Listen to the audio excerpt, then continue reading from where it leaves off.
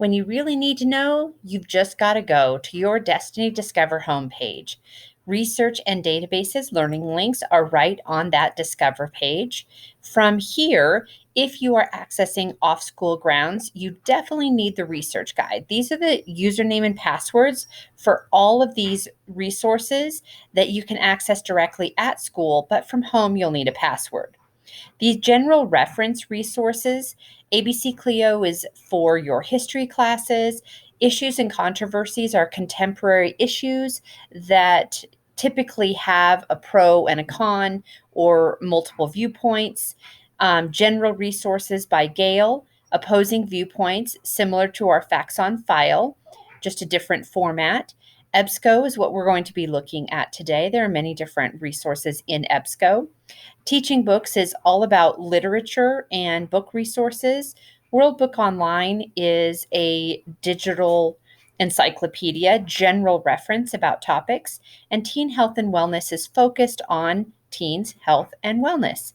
We have many different student learning resources, everything from tutoring to videos to games to Common Sense Media is digital literacy and college and career readiness as well.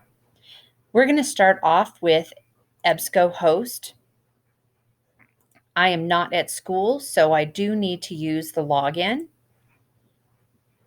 In EBSCO host, we have many different resources to choose from. We're going to look at high school databases today, but you can see we have many different topics that you can choose and different types of resources that you may use depending on what your assignment is.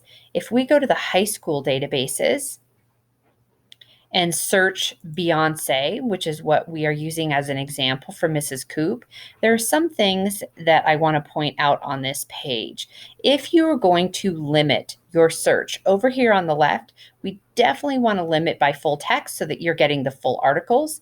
If your teacher is requiring that you limit to scholarly or peer-reviewed journals, you would click here.